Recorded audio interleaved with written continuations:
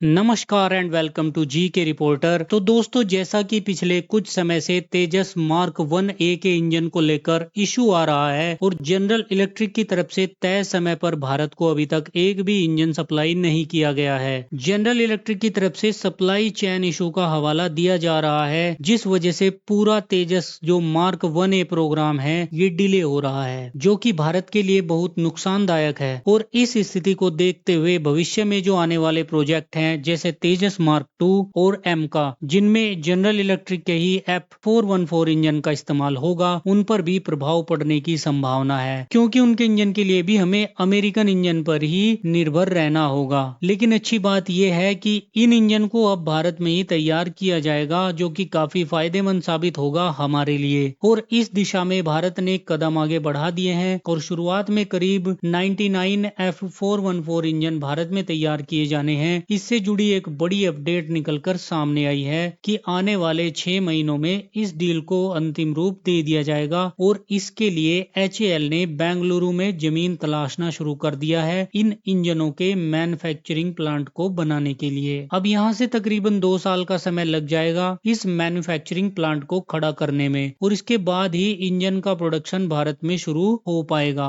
तो मान के चलिए कि डील साइन होने के लगभग 3 साल बाद इन इंजन की मैन्युफैक्चरिंग भारत में शुरू हो पाएगी। इस डील की लागत तकरीबन $1 बिलियन होने वाली है और 80% टेक्नोलॉजी ट्रांसफर भी की जाने वाली है, जिसके तहत इंजन की कई क्रूशियल टेक्नोलॉजी को भी ट्रांसफर किया जाएगा, जिसमें इंजन के हॉट एंड की कोटिंग और सिंगल क्रिस्टल ब्लेड्स की मैन्युफैक्चरिंग के साथ लेजर ड्रिलिंग तकनीक भी शामिल है। इसके फाइनल स्टेज के अंतर्गत जो बिट सबमिट की गई है जनरल इलेक्ट्रिक द्वारा, उसका भारत सरकार द्वारा एग्जामिन करके अप्रूव किया जाना है। अब बात अगर इंजन के टोटल ऑर्डर संख्या की जाए तो आगे चलकर ये काफी ज्यादा बढ़ने वाली है। हालांकि शुरुआत में 99 इंजन की मैन्युफैक्चरिंग की जानी है, लेकिन जैसा कि तेजस मार्क 2 की जो एस्टिमेटेड संख्या है वो ही 130 तक पहुंच रही है। मतलब 130 इंजन तो कम से कम चाहिए ही। इसके अलावा स्पेयर इंजन को भी मिला लिया जाए तो 160 से 170 तक इनकी संख्या पहुंच सकती है। और भविष्य में भारतीय वायुसेना द्वारा तेजस मार्क 2 के अतिरिक्त ऑर्डर भी दिए जा सकते हैं, तो आसानी से ये आंकड़ा 200 के ऊपर जा सकता है। इसके अलावा